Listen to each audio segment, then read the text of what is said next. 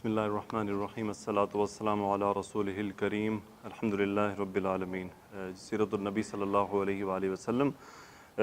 غزوہ احد ہم نے کل مکمل کیا۔ آج ہم انشاءاللہ غزوہ احد کے بعد امیڈیٹلی غزوہ احزاب یعنی خندق سے پہلے کے جو بیچ میں امپورٹنٹ واقعات تھے ان کو ہم دیکھیں گے انشاءاللہ۔ بہت اہم واقعات تھے۔ اب ہوا یہ کہ غزوہ احد کے بعد مسلمانوں کی ہمت ٹوٹ گئی، مسلمانوں کو ایک شکست کا سامنا کرنا پڑا۔ تو لازمی بات ہے کہ جب کوئی فوج شکست میں جاتی ہے تو اس کے حوصلے بھی ٹوٹتے ہیں، پھر دوسرے ملکوں کی نظر میں یا دوسری قوتوں کی نظر میں ان کی اہمیت تھوڑی سی کم ہو جاتی ہے۔ وہ جو ایک رعب پیدا ہوتا ہے وہ رعب فوراً کم ہو جاتا ہے، نقصان ہوتا ہے انہیں۔ اچھا، اب یہ مسلمانوں کے ساتھ کیفیت پیش آئی، لیکن مسلمانوں نے ہمت نہیں ہاری، وہ الحمدللہ اپنی جگہ مضبوط رہے۔ لیکن اس دوران جو باہر سے سازشیں ہوئیں، ان سازشوں میں چند اہم واقعات ہوئے تھے، میں آپ کے ساتھ وہ واقعات شیئر کرتا ہوں۔ اس میں ایک واقعہ تو تھا بنو اسد کا، جنہوں نے مدینہ پر چھاپہ مارنے کی تیاری کی تھی۔ دوسرا ایک عزل اور قارہ کے قبائل تھے، انہوں نے کچھ مکاری کے ذریعے 10 صحابہ کو شہید کیا۔ پھر ایک بڑا اہم واقعہ جس کو آپ جانتے ہیں، بئر معونہ، جس میں تقریباً 70 صحابہ کو شہید کیا گیا تھا اور رسول اللہ صلی اللہ علیہ وسلم کو اس کا بہت زیادہ غم ہوا تھا۔ یہ تینوں واقعات انشاءاللہ میں آپ کے ساتھ شیئر کرتا ہوں۔ اور اس کے بعد بنو قریظہ، اس کے بنو نذیر کے ساتھ جو ایک غزوہ پیش آیا، اگر وقت ملا تو اس کو بھی بیچ میں شامل کر لیں گے، مختصر ہے وہ بھی۔ تو سب سے پہلے یہ سریہ ابو سلمہ کہلاتا ہے۔ جنگ احد کے مسلمانوں کے خلاف سب سے پہلے بنو اسد بن خزیمہ کا قبیلہ اٹھا۔ اس کے متعلق مدینہ میں یہ اطلاع پہنچی کہ خویلد کے 2 بیٹے طلحہ اور سلمہ اپنی قوم اور اپنی اطاعت شعاروں کو لے کر بنو اسد کو رسول اللہ صلی اللہ علیہ وسلم پر حملے کی دعوت دیتے پھر رہے ہیں۔ رسول اللہ صلی اللہ علیہ وآلہ وسلم نے جھٹ 150 انصار و مہاجرین کا ایک دستہ تیار فرمایا اور حضرت ابو سلمہ رضی اللہ تعالیٰ عنہ کو اس کا سپہ سالار بنا دیا۔ حضرت ابو سلمہ رضی اللہ تعالیٰ عنہ نے بنو اسد کی حرکت میں آنے سے پہلے ان پر اس قدر اچانک حملہ کیا کہ وہ بھاگ کر ادھر ادھر بکھر گئے اور مسلمانوں نے ان کے اونٹ اور بکریوں پر قبضہ کر لیا اور سالم و غانم یعنی مدینہ واپس، یعنی صحیح سلامت اور غنیمت لے کر مدینہ واپس تشریف لیا۔ انہیں دو بدو جنگ کی جو نوبت وہ پیش نہ آئی۔ یہ سریہ محرم 4 ہجری کا چاند نمودار ہونے پر روانہ کیا گیا، یعنی 4 ہجری میں محرم کے موقع پر۔ واپسی کے بعد حضرت ابو سلمہ کا انتقال ہوا۔ وہ انتقال کیسے ہوا؟ انہیں ایک زخم لگا تھا غزوہ احد کے دوران، وہ زخم جو ہے وہ دوبارہ سے پھوٹ پڑا، جس کی وجہ سے ان کی وفات ہو گئی۔ عبداللہ بن انیس رضی اللہ تعالیٰ عنہ کی مہم، اسی ماہ محرم میں 4 ہجری کی 5 تاریخ کو یہ خبر ملی کہ خالد بن سفیان حضلی مسلمانوں پر حملہ کرنے کے لیے فوج جمع کر رہا ہے۔ رسول اللہ صلی اللہ علیہ وسلم نے اس کے خلاف کارروائی کے لیے عبداللہ بن انیس رضی اللہ تعالیٰ عنہ کو روانہ فرمایا۔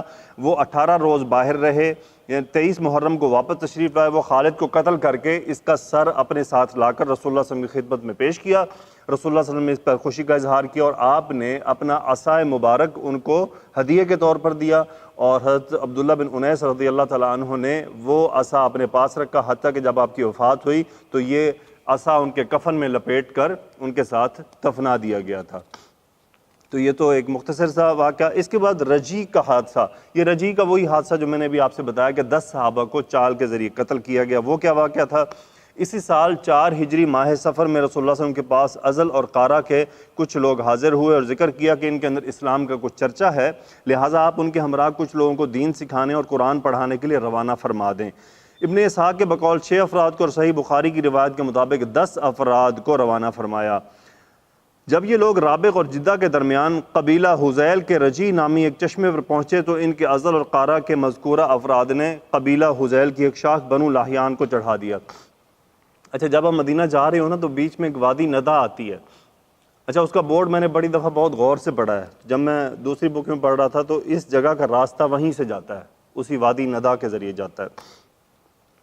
بنو لاہیان کے کوئی 100 تیر انداز ان کے پیچھے لگ گئے اور نشانات قدم دیکھ دیکھ کر انہیں جا لیا۔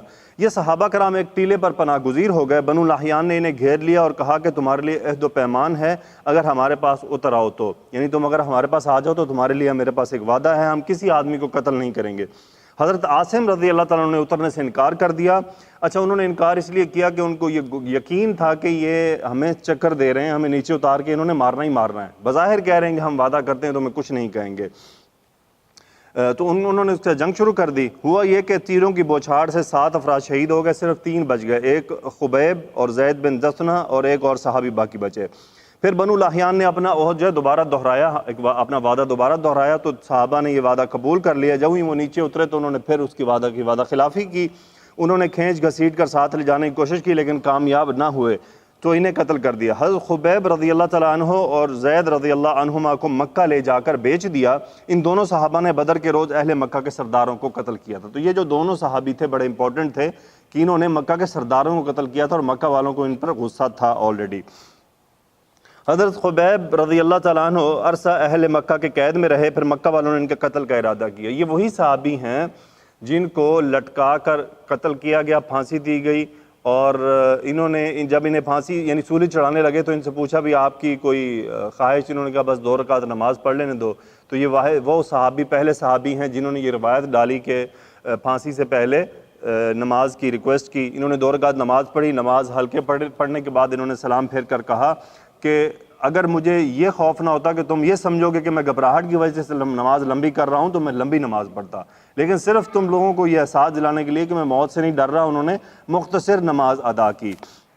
اچھا، ان کا یہ عمل دیکھ کر ایک اور کافر بھی مسلمان ہو گئے تھے، وہ صحابی بن گئے تھے، مجھے ان کا نام نہیں ذہن میں آ رہا، ان کا میں نے ایک عربی کتاب میں ان کا پورا واقعہ بڑی تفصیل سے پڑھا تھا کہ وہ یہ پورا واقعہ دیکھنے کے بعد وہ گھر گئے، انہیں نیند ہی نہ آئی اس بات پر کہ یہ کیسا اسلام ہے، یہ کیسا مذہب ہے کہ ایک آدمی کو سولی چڑھایا جا رہا ہے اور وہ نماز پڑھنے کی بات کر رہا ہے اتنا صبر سے، اتنا آرام سے۔ تو وہ اسی کشمکش میں سوچتے سوچتے آخر وہ اسلام قبول کر گئے۔ اس کے بعد ابو سفیان نے حضرت خبیب رضی اللہ عنہ سے کہا کیا تمہیں یہ بات پسند آئے گی کہ تمہارے بدلے محمد صلی اللہ علیہ وسلم ہمارے پاس ہوتے، ہم ان کی گردن مارتے اور تم اپنے اہل و عیال میں خیریت سے رہتے؟ یعنی تم لوگوں نے رسول اللہ صلی اللہ علیہ وسلم کی حفاظت کی ہے اور تمہیں یہ بات اچھی نہیں لگی کہ تم آرام سے اپنے گھروں میں رہتے اور رسول اللہ صلی اللہ علیہ وسلم کو ہمارے حوالے کر دیتے؟ تو انہوں نے جواب دیا کہ واللہ مجھے تو یہ بھی گوارا نہیں کہ میں اپنے اہل و عیال میں رہوں، اس کے بدلے محمد صلی اللہ علیہ وسلم جہاں آپ ہیں وہیں رہتے ہوئے کانٹا چبھ جائے۔ یعنی ہمیں تو اتنا بھی گوارا نہیں کہ آپ کو کانٹا چبھ جائے، تم کتنی بڑی بات کر رہے ہو کہ وہ میری جگہ یہاں کھڑے ہوتے۔ اس کے بعد مشرکین نے انہیں سولی پر لٹکا دیا اور ان کی لاش کی نگرانی کے لیے آدمی مقرر کر دیے، لیکن حضرت عمر بن امیہ زمری رضی اللہ عنہ تشریف لائے اور رات میں جھانسا دے کر لاش اٹھا کر لے گئے اور اسے دفن کر دیا۔ حضرت خبیب کا قاتل عقبہ بن حارث، حضرت خبیب نے اس کے باپ حارث کو جنگ بدر میں قتل کیا تھا۔ تو یہ ایک ان کے اندر ایک وہ جو انتقام کی آگ بھڑک رہی تھی وہ اس کو ٹھنڈا کرنے کے پیچھے اس طرح سے لگے ہوئے تھے۔ اب بیر معونہ کا جو المیہ تھا میں وہ آپ کے ساتھ شیئر کرتا ہوں، جس میں کم و بیش 70 صحابہ کو شہید کیا گیا۔ اس واقعے کا خلاصہ یہ ہے کہ ابو برا عامر بن مالک جو ملاعب الاسنہ نیزوں سے کھیلنے والا تھا، اس کا لقب تھا، مشہور تھا، مدینہ خدمت نبی صلی اللہ علیہ وسلم میں حاضر ہوا، آپ نے اسے اسلام کی دعوت دی، اس نے اسلام قبول نہیں کیا لیکن دوری بھی اختیار نہیں کی۔ اس نے کہا اے اللہ کے رسول، اگر آپ اپنے اصحاب کو دین کی دعوت کے لیے اہل نجد کے پاس بھیجیں تو مجھے امید ہے کہ وہ آپ کی دعوت قبول کر لیں گے۔ آپ صلی اللہ علیہ وسلم نے فرمایا مجھے اپنے صحابہ کے متعلق اہل نجد سے خطرہ ہے۔ ابو برا نے کہا وہ میری پناہ میں ہوں گے۔ اس پر نبی صلی اللہ علیہ وسلم نے ابن اسحاق کے بقول 40 اور صحیح بخاری کی روایت کے مطابق 70 آدمیوں کو اس کے ہمراہ بھیجا۔ 70 ہی کی روایت درست ہے، اور منظر بن عمرو کو جو بنو ساعدہ سے تعلق رکھتے تھے اور معتق للموت یعنی موت کے لیے آزاد کردہ کے لقب سے مشہور تھے، ان کا امیر بنا دیا۔ یہ لوگ فضلاء، قراء اور سادات و اخیار صحابہ تھے۔ دن میں لکڑیاں کاٹ کر اس کے عوض اہل صفہ کے لیے غلہ خریدتے اور قرآن پڑھتے پڑھاتے اور رات میں اللہ کے حضور مناجات و نماز کے لیے کھڑے ہو جاتے تھے۔ یعنی اس قدر یہ دیندار لوگ تھے۔ اس طرح چلتے چلاتے معونہ کے کنویں پر پہنچے۔ یہ کنواں بنو عامر اور حرہ بن سلیم کے درمیان ایک زمین میں واقع ہے۔ وہاں پڑاؤ ڈالنے کے بعد ان صحابہ کرام نے سلیم کے بھائی حرام بن ملحان کو رسول اللہ صلی اللہ علیہ وسلم کا خط دے کر اللہ کے دشمن عامر بن طفیل کے پاس روانہ کیا، لیکن اس نے خط کو دیکھا تک نہیں۔ ایک آدمی کو اشارہ کر دیا کہ جس نے حضرت حرام کو پیچھے سے اس زور کا نیزہ مارا کہ وہ نیزہ آر پار ہو گیا۔ خون دیکھ کر حضرت حرام رضی اللہ عنہ نے فرمایا اللہ اکبر، رب کعبہ کی قسم میں کامیاب ہو گیا۔ اس کے بعد فوراً ہی اس اللہ کے دشمن عامر نے باقی صحابہ پر حملہ کر کے اپنے قبیلہ بنی عامر کو آواز دی، مگر انہوں نے ابو برا کی پناہ کی پیش نظر اس کی آواز پر کان نہ دھرے۔ ادھر سے مایوس ہو کر اس نے بنو سلیم کو آواز دی۔ بنو سلیم کے 3 قبیلوں اسیہ، رعال اور زکوان نے اس پر لبیک کہا اور جھٹ آ کر ان صحابہ کرام کا محاصرہ کر لیا۔ جواباً صحابہ کرام نے بھی لڑائی کی مگر سب کے سب شہید ہو گئے۔ حضرت کعب بن زید بن نجار رضی اللہ تعالیٰ عنہ زندہ بچے، انہیں شہداء کے درمیان سے زخمی حالت میں اٹھایا گیا۔ وہ جنگ خندق تک حیات رہے۔ اس کے علاوہ مزید 2 صحابہ حضرت عمر بن امیہ ضمری اور منظر بن عقبہ بن عامر رضی اللہ عنہما اونٹ چرا رہے تھے۔ انہوں نے جائے واردات پر چڑیوں کو منڈلاتے دیکھا تو سیدھے جائے واردات پر پہنچے۔ پھر حضرت منظر تو اپنے رفقا کے ساتھ مل کر مشرکین سے لڑتے ہوئے شہید ہو گئے اور حضرت عمر بن امیہ ضمری کو قید کر لیا گیا۔ لیکن جب بتایا گیا کہ ان کا تعلق قبیلہ مضر سے ہے تو عامر نے ان کے پیشانی کے بال کٹوا کر اپنی ماں کی طرف سے، جس پر ایک گردن آزاد کرنے کی نظر تھی، آزاد کر دیا۔ حضرت عمر بن امیہ ضمری رضی اللہ تعالیٰ عنہ اس دردناک المیہ کی خبر لے کر مدینہ پہنچے۔ 70 افاضل مسلمان کا شہادت کا المیہ جس نے جنگ احد کا چرکا تازہ کر دیا، یعنی جو جنگ احد میں زخم پہنچا تھا، اس زخم کو اس واقعے نے تازہ کر دیا، کیونکہ وہاں بھی 70 صحابہ شہید ہوئے تھے، اور وہ بھی اس فرق کے ساتھ کہ شہداء احد تو ابھی ایک کھلی ہوئی 2 بدو جنگ میں مارے گئے، مگر یہ بیچارے ایک شرمناک غداری کی نظر ہو گئے۔ حضرت عمر بن امیہ ضمری واپسی میں وادی قنات کے سر پر مقام پر قرقرہ پہنچے تو ایک درخت کے سائے پر اتر پڑے۔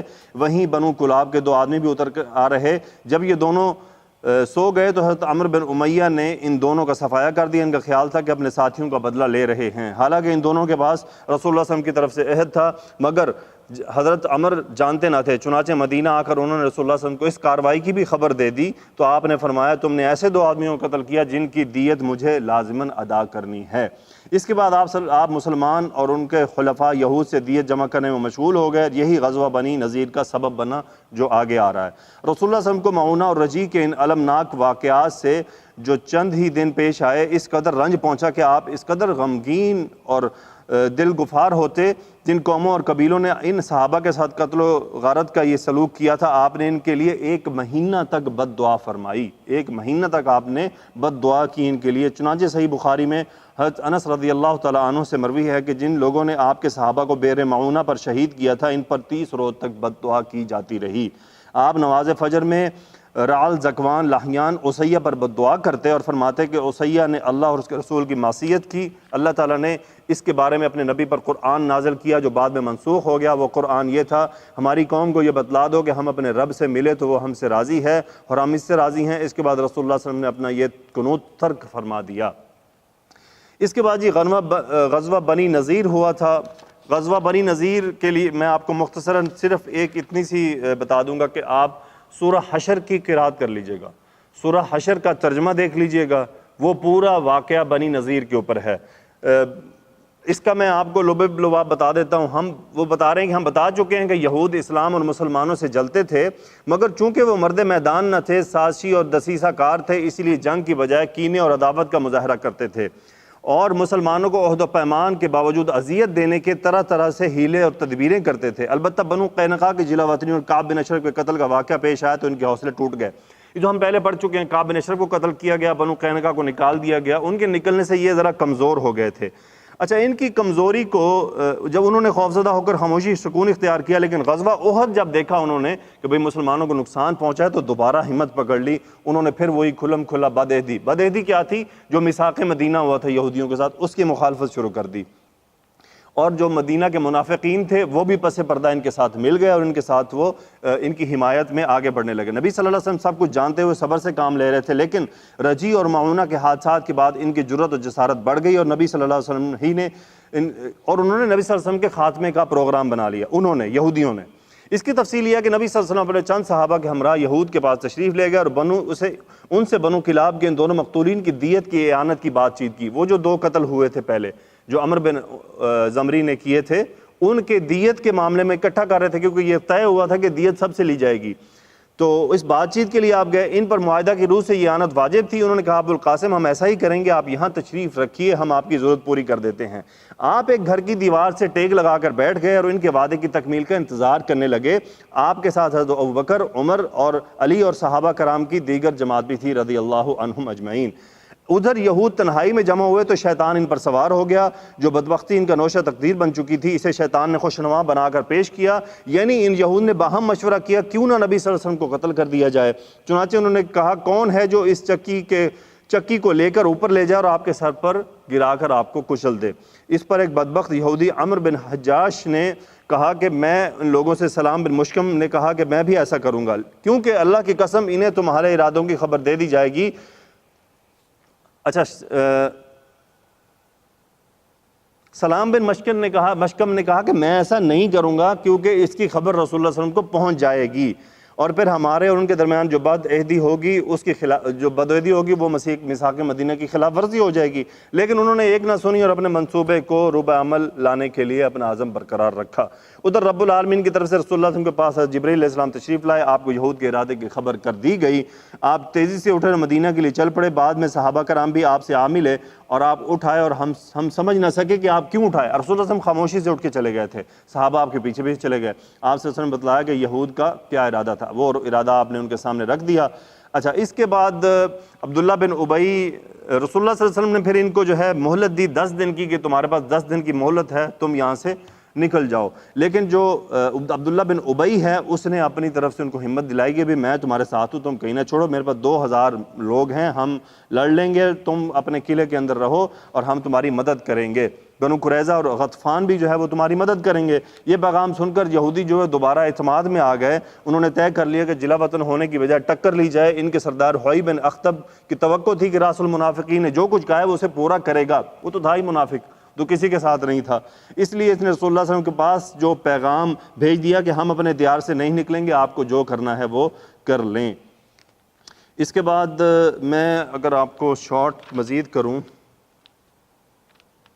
بہرحال مختصر یہ کہ ان کا جو ہے وہ محاصرہ کر لیا گیا۔ بنو نذیر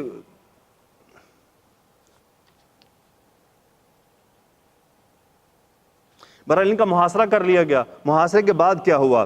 صرف 6 راتیں یا 15 رات جاری رہا۔ اس دوران اللہ نے ان کے دلوں پر رعب طاری کر دیا۔ پوری میں آپ سے پھر ریکویسٹ کروں گا سورہ حشر پڑھیے گا، ترجمہ قرات اور ترجمہ پڑھیے گا، آپ کو سمجھ بھی پوری باتیں آپ کو وہاں کلیئر ہو جائیں گی، آپ کو اندازہ بھی ہو جائے گا کہ سورت کے پیچھے ہے کیا، چیزیں کیا ہیں۔ دل کرے تو مزید تفسیر بھی پڑھیے گا، آپ کو اب مزہ آئے گا، کیونکہ یہ سیرت سے بالکل سیرت کے اندر اس کا تذکرہ موجود ہے اچھی طرح، پورے واقعے کا، پوری سورت اسی کے اوپر ہے۔ بعض صحابہ اسے سورہ بنو نذیر بھی کہتے تھے، یعنی یہ سورہ نازل ہی ہونے کے لیے، کیونکہ اس آیت کا تذکرہ بھی ہے کہ اللہ نے ان کے دلوں میں رعب ڈال دیا، ان کے حوصلے ٹوٹ گئے، وہ ہتھیار ڈالنے پر آمادہ ہو گئے۔ رسول اللہ صلی اللہ علیہ وسلم کو کہلوا بھیجا کہ ہم مدینے سے نکلنے کو تیار ہیں۔ آپ نے ان کی جلا وطنی کی پیشکش منظور فرما لی اور یہ بھی منظور فرما لیا کہ وہ ہتھیار کے علاوہ باقی جتنا ساز و سامان اونٹوں پر لاد سکتے ہیں لاد لیں اور سب بال بچوں سمیت چلے جائیں، یعنی آپ نے ان کو ایک ٹائم دیا کہ جو کچھ تم لے جا سکتے ہو لے جاؤ۔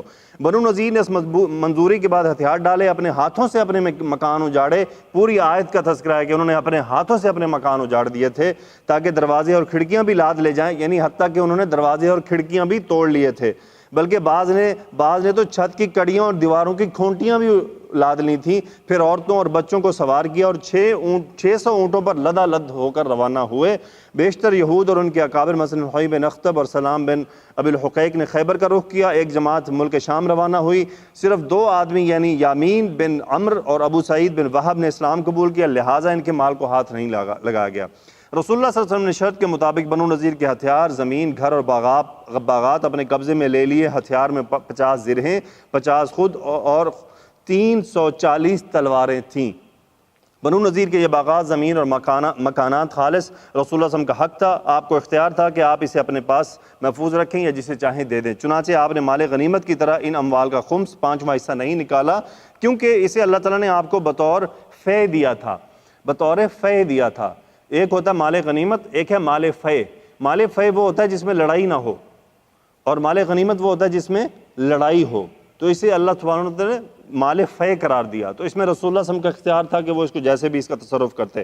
مسلمانوں نے اس پر گھوڑے اور اونٹ دوڑا کر اسے بزور شمشیر فتح نہیں کیا تھا، یہ ڈفرینسیشن ہے، یعنی اس پر جنگ نہیں ہوئی تھی، فائٹ نہیں ہوئی تھی، گھوڑے نہیں دوڑائے گئے تھے، تو یعنی گھوڑے دوڑائے بغیر ہی یہ فتح نصیب ہو گئی تھی۔ لہٰذا آپ نے اپنے اس اختیار خصوصی کے تحت اس پورے مال کو صرف مہاجرین اولین پر تقسیم کر دیا، تو یعنی آپ نے اپنا خاص اتھارٹی یوز کرتے ہوئے صرف ان مہاجرین کو جو پہلے آئے تھے مدینہ سے، چونکہ وہ مکہ سے آئے تھے، وہ آئے خالی ہاتھ تھے، تو ان کو تھوڑی اعانت ہو گئی، ان کو تھوڑا حوصلہ مل گیا، ان کی تھوڑی ہیلپ ہو گئی۔ البتہ 2 انصاری صحابہ یعنی ابو دجانہ اور سہل بن حنیف رضی اللہ عنہما کو ان کے فقر کے سبب ان میں سے کچھ عطا کر دیا گیا۔ اس کے علاوہ آپ نے چھوٹا سا ٹکڑا اپنے لیے محفوظ رکھا جس میں آپ اپنی ازواج مطہرات کا سال بھر کا خرچ نکالتے تھے، یعنی آپ نے اپنا ایک چھوٹا سا ٹکڑا اس میں سے رکھ لیا، اس میں سے جو پھر انکم ہوتی تھی وہ پھر آپ اپنی ازواج کے لیے اس کو مختص رکھتے تھے، اور اس کے بعد جو کچھ بچتا تھا اسے جہاد کی تیاری کے لیے ہتھیار اور گھوڑوں کی فراہمی میں صرف فرماتے تھے۔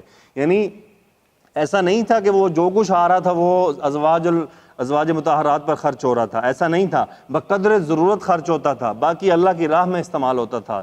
تو یعنی یہ بات قائم ہے کہ ایسا نہیں تھا کہ جو انکم آ رہی ہے وہ ساری کی ساری ان پر استعمال ہوتی تھی، بقدر ضرورت۔ غزوہ بنی نذیر ربیع الاول 4 ہجری اگست 625 میں پیش آیا، اور اللہ تعالیٰ نے اس سے تعلق پوری سورہ حشر نازل فرمائی، جس میں یہود کی جلاوطنی کا نقشہ کھینچتے ہوئے منافقین کے طرز عمل کا پردہ فاش کیا، اور مال فے کے احکام بیان فرماتے ہوئے مہاجرین اور انصار کی مدح و ستائش کی گئی، اور یہ بھی بتایا گیا کہ جنگی مسالے کے پیش نظر دشمن کے درخت کاٹے جا سکتے ہیں اور ان کو آگ لگائی جا سکتی ہے، ایسا کرنا فساد فی الارض نہیں ہے۔ یعنی اگر دشمن کو ضرر پہنچانے کے لیے درخت کاٹے جائیں یا انہیں جلا دیا جائے تو یہ فساد فی الارض نہیں۔ اس کی وجہ کیا تھی؟ اسی صورت میں آپ کو مل جائے گی کہ بعض صحابہ اس پر اختلاف کر رہے تھے کہ یہ کام نہ کیا جائے، اور بعض صحابہ اس کے کرنے کے حق میں تھے، تو اس کا فیصلہ اللہ نے کر دیا کہ جو کرنا چاہ رہے تھے وہ بھی ٹھیک تھے اور جو نہیں کرنا چاہ رہے تھے وہ بھی ٹھیک تھے، دونوں۔ وہاں پہ آپ جب صورت پڑھیں گے تو دونوں کا تذکرہ آپ کو ملے گا۔ اسی صورت میں ایک آیت ہے کمثل الشیطان اذ قال للانسان اکفر فلما کفر قال انی بریء منک انی اخاف اللہ، کہ میں تو اللہ سے ڈرتا ہوں۔ شیطان کیا کرتا ہے؟ شیطان کی ایک چال ہے، اسی سورہ کی آپ تفسیر میں جائیں کہ آپ کو واقعہ ملے گا، مختصراً بتاتا ہوں۔ یہ جو عیسائی راہب ہوتے ہیں، یہ راہب کیا کرتے ہیں؟ عبادت میں لگے رہتے ہیں، شادیاں نہیں کرتے، اپنے آپ کو بڑا پاک صاف رکھتے ہیں ان کے طور۔ تو وہاں پہ ایک روایت ملتی ہے کہ شیطان ایک راہب کے پاس گیا، اس نے کسی طرح اس کے اوپر اپنے آپ کو بھی راہب کے طور پر پیش کیا، اور پھر کچھ اس کو ایسی دعائیں سکھائیں جس کے ذریعے وہ لوگوں کو شفا دے سکے۔ پھر وہ لوگوں پر اپنے اثرات ڈالتا، یعنی اس نے دعائیں سیکھ لیں اس سے، شیطان سے، پھر کیا کرتا؟ وہ لوگوں پہ اثرات پیدا کرتا بیماریوں کے، جیسے ہمارے ہاں ہوتا ہے یہ جو تعویذ ٹونے اور جادو اور یہ اٹھا کے چلے جاتے ہیں کہ جی بیمار ہو گیا، وہ آگے عامل صاحب بیٹھے ہوتے ہیں وہ شفا عطا کر دیتے ہیں، وہ اصل میں سٹوری یہی ہوتی ہے۔ شیطان اپنے اثرات دکھاتا ہے، بندہ بیمار لگنے لگتا ہے، وہ پھر اس راہب کے پاس آتے تھے، راہب کو وہ باتیں پہلے سکھا چکا تھا کہ تم نے یوں کہنا ہے، راہب کہتا تھا، شیطان اپنا اثر چھوڑ دیتا تھا، بندہ ٹھیک ہو جاتا، بندہ راہب کا گرویدہ ہو جاتا تھا، تو راہب بڑا مشہور ہو گیا۔ اب اس نے چوٹ لگائی، بیسیکلی وہ راہب کے پیچھے تھا، راہب کو اب اسی طرح اس نے خاتون کو اس کے دربار میں لا پیش کیا، اس خاتون کو اس کے قریب کیا، حتیٰ کہ زنا ہو گیا، زنا سے حمل پیدا ہو گیا، حمل ہوا، حمل سے بچہ پیدا ہو گیا۔ اب وہ شیطان سے مشورے لے، شیطان نے کہا بچہ بھی مار دے، عورت بھی مار دے، تیری جان تب چھوٹے گی۔ اس نے قتل کر دیا، بات کھل گئی، بات مشہور ہو گئی، اب وہ پریشان ہو گیا۔ شیطان نے ہی بیسیکلی بات کھولنے والا تھا کہ یہ زنا بھی اسی نے کیا اور قتل بھی اسی نے کیا۔ اس کے بعد اب شیطان کے پاس پھر پہنچا راہب کی، اب میں کیا کروں، میں تو سولی چڑھا جا رہا ہوں۔ اس نے کہا بس تمہارے پاس ایک ہی راستہ ہے، تم مجھے سجدہ کر دو تو تمہاری جان چھڑوا سکتا ہوں۔ حتیٰ کہ اس راہب نے شیطان کو سجدہ کر دیا، تو اس سجدے کے بعد شیطان نے یہی کہا کمثل الشیطان، اس شیطان کی مثال کی طرح، قال للانسان اکفر، کہ اس نے انسان کو کہا کفر کر، اور جب اس نے کفر کر دیا وہ تو کہتا ہے بھائی میرا قصور کوئی نہیں، تو نے خود کیا، میں تو خود اللہ سے ڈرتا ہوں۔ تو واقعی شیطان کا یہ ہے، ہم جب گناہ کر بیٹھتے ہیں نا پھر ہمیں ندامت محسوس ہوتی ہے، کیونکہ شیطان اپنا اثر فوراً کھینچ لیتا ہے، وہ پیچھے ہٹ جاتا ہے، وہ تو کہتا ہے بھائی تم نے تو اپنا کام کر لیا۔ قیامت کے روز یہی ہوگا نا، گناہ گار جو ہوں گے وہ شیطان کو ملامت کریں گے، بھائی تو تھا کروانے والا، وہ کہے میں کوئی نہیں تھا، تم اپنی مرضی سے کرتے تھے۔ آج دیکھ لیں یہ جو عاملوں کے پاس جاتے ہیں یا جو پیروں فقیروں کے مرید بن جاتے ہیں، وہ بیسیکلی شیطانوں کے اثر میں ہوتے ہیں، اور وہ پیر فقیر جو ہوتے ہیں جن کو سکھایا گیا ہوتا ہے، ایک تو پیر وہ ہے نا جو بزرگان دین ہیں، جو سنت پر عمل کرتے ہیں، وہ الگ ہیں، جو یہ ڈھونگی قسم کے ہیں، جو چلے کاٹ کے اور یہ شیطانوں کو قابو کر کے، جنوں کو قابو کر کے اس کام میں پڑتے ہیں، وہ یہی ساری صورتحال ہے۔ وہ شیطانی اثر ڈالنے والا، شیطانی ہٹانے والا، حتیٰ کہ یہ ہوتا ہے ان بندوں کو شرک میں ڈال دیتا ہے۔ لیڈر تو شرک میں جا ہی چکا ہے، وہ جو آتے ہیں اس کے پاس علاج کرانے وہ بھی شرک میں ڈوب جاتے ہیں۔ تو شیطان کا کام ہی مسلمان کو بہکانا ہے، اللہ کی نافرمانی کروانا ہے، شرک کروانا ہے۔ تو اس سے ہمیں یہ آیت آپ کو وہاں پہ ملے گی۔ آپ سے مطلب میں پرسنلی درخواست کروں گا کہ اس صورت کی تلاوت بھی کیجیے گا، اس کی قرأت کیجیے گا، اور اس کا ترجمہ اور تشریح پر غور کیجیے گا۔ انشاءاللہ باقی ہم کل دیکھیں گے۔ کل ہم غزوہ احزاب سے پہلے غزوہ نجد، غزوہ بدر دوم، یعنی دوسرا غزوہ بدر، جانتے ہیں نا جی آپ کو، غزوہ بدر ایک اور بھی ہوا تھا، اس غزوہ بدر کا تذکرہ بھی کریں گے۔ غزوہ دومۃ الجندل، یہ ہیں بیسیکلی 1.5 صفحے پر مختصر سے ہیں، لیکن ہم اس کو کل غزوہ احزاب سے پہلے انشاءاللہ ہم اس کو شروع کریں گے۔ امید ہے ہم سیرت النبی صلی اللہ علیہ وسلم کے سفر سے گزر رہے ہیں۔ اللہ تعالیٰ سے دعا ہے کہ یا اللہ ہمیں اس ہمیں اس سفر میں جو آنے والی تکلیفیں ہیں ان کو محسوس کرنے کی توفیق عطا فرما۔ میں نے ایک نظم سنی کہ وہ ایک شاعر نے کہا کہ میں نبی کے کوچے میں چلتا ہی گیا، تو ہم یعنی رسول اللہ صلی اللہ علیہ وسلم کے اس کوچے سے گزر رہے ہیں، ہم اس سفر سے گزر رہے ہیں، ہمیں رسول اللہ صلی اللہ علیہ وسلم کی تکالیف بھی نظر آ رہی ہیں، پڑھ بھی رہے ہیں، ان کا رونا بھی، ان کی تکلیفیں کھانا، زخم اٹھانا، جنگ میں لڑنا اور صحابہ کا تکلیف اٹھانا، ہم سب پڑھ رہے ہیں، سب سن رہے ہیں، لیکن اللہ کرے کہ ہمارے دلوں پر اثر کرے۔ ہمیں اپنے اعمال پر نظر ڈالنی ہے کہ ہم کہاں کھڑے ہیں۔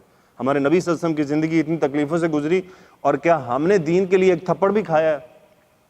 ہم کم از کم تھپڑ نہ کھائیں، اپنے اوپر تو اپلائی کریں دین کو، سنتوں کو اپنی اس باڈی پہ اپلائی کر دیں۔ ہمارے لیے یہی بڑا جہاد ہوگا۔